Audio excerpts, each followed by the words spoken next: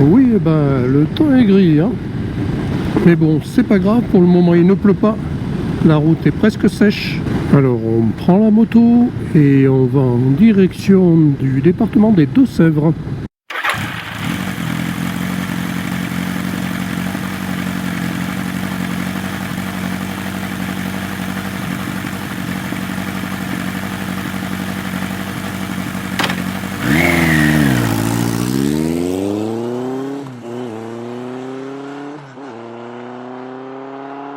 L'objectif est d'aller à la rencontre d'un pèlerin sur les chemins de Saint-Jacques-de-Compostelle à Melle. Nous sommes en approche donc du tristement célèbre village d'Oradour-sur-Glane.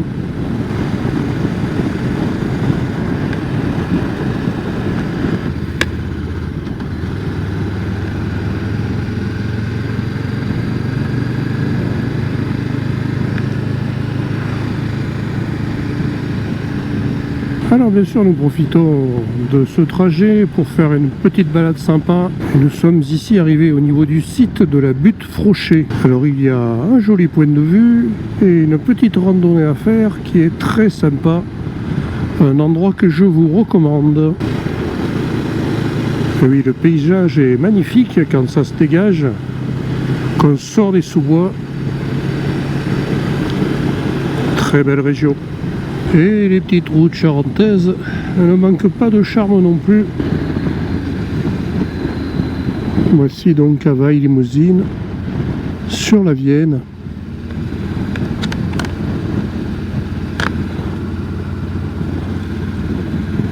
Et plus on s'approche du département des Deux-Sèvres, plus la route est droite.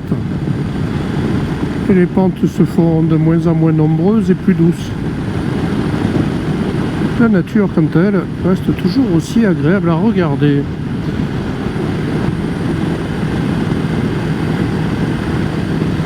C'est d'autant plus impressionnant avec ces magnifiques champs de colza en fleurs. Et on en a un peu partout. Alors on vient de se renseigner pour essayer de repérer la trace de notre pèlerin de Saint-Jacques. Alors on se dirige vers lui, on va essayer de le retrouver. Et là, bien, je m'aventure sur des petites routes à la recherche du chemin de Saint-Jacques-de-Compostelle. Alors serait-ce le bon endroit? Nous sommes à quelques hectomètres maintenant de la route de Saint-Jacques.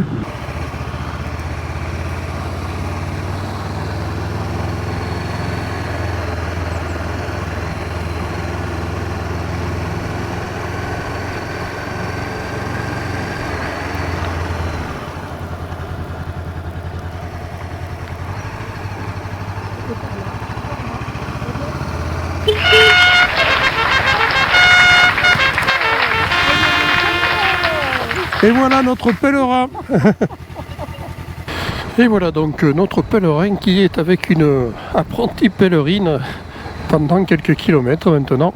Je les retrouverai un peu plus tard.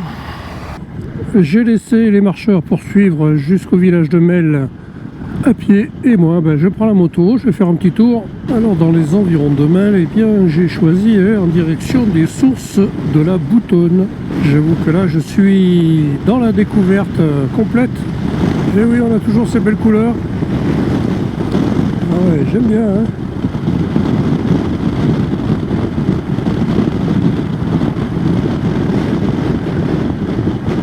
Me voici donc arrivé à Chef-Boutonne. C'est dans ce village que je devrais trouver les sources de la Boutonne. Et ben voilà. Suffisait de le demander. On va regarder ça de plus près.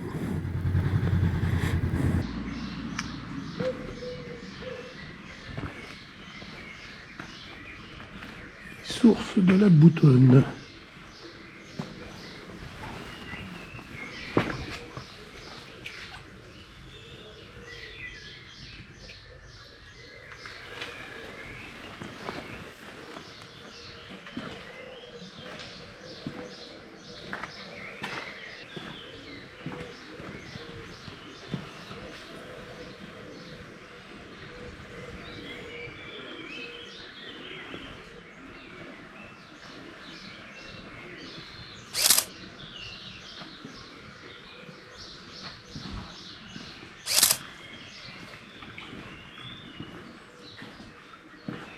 Eh bien, c'est un beau petit endroit qui me donne envie finalement d'aller voir un autre lavoir.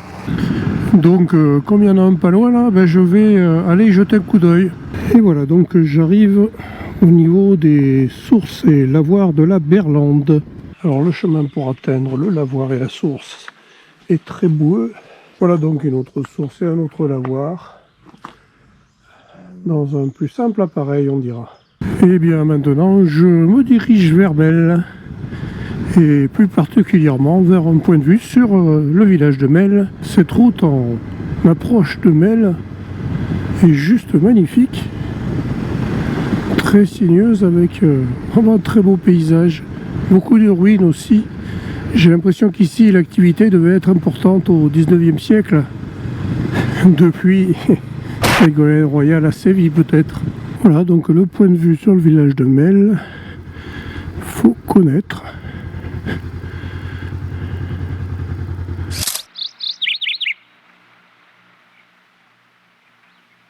Je me dirige maintenant, je vais essayer de le trouver, vers le site des mines des rois francs. Et comme ça, je pourrais une autre fois venir visiter les mines. Il y a un lavoir aussi, tiens. Voilà, donc j'arrive sur le site et voilà donc le lavoir.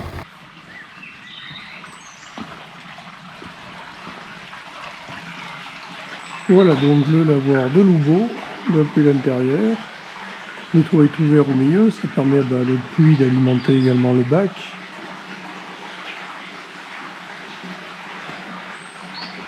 Et nous avons une cheminée qui a été installée pour améliorer les conditions de travail des lavandières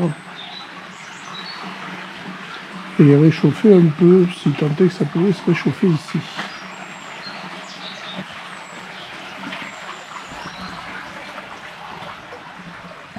Eh bien, sympa ce petit lavoir de Loubeau. Je vais retrouver mes pèlerins et pèlerines d'un jour.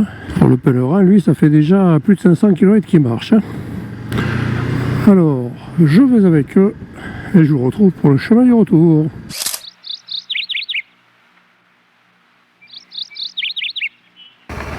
Voilà donc l'église Saint-Hilaire de Melle, au patrimoine mondial de l'UNESCO des étapes des chemins de Saint-Jacques-de-Compostelle.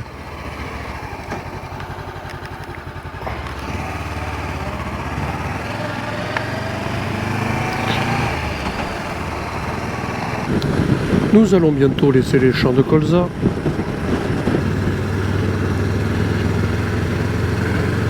Et c'est vrai que ça fait un beau spectacle, tous ces colzas en fleurs. Ici, nous sommes dans le département de la Vienne, où on peut voir qu'il y a du colza également. Et nous roulons maintenant sur des petites routes charentaises qui vont nous amener à passer à Saint-Germain-de-Confolens. Si un jour vous avez l'occasion, Saint-Germain-de-Confolens, je vous le conseille. Il y a de belles choses à y voir. Et voilà, on aperçoit les ruines du château de Saint-Germain-de-Confolens. Alors, je vous avais dit que c'était beau. Qu'est-ce que vous en pensez? Et nous avons la Vienne ici. Le château et les ruines. La Vienne. Alors, tout de suite après le village de Saint-Germain-de-Confolens, une petite montée avec des virages intéressants. Et c'est pratiquement tout en haut de cette montée que nous pouvons observer un panorama. On va aller faire une photo. Eh bien, la belle vue, elle est juste là. Ici, sur notre droite.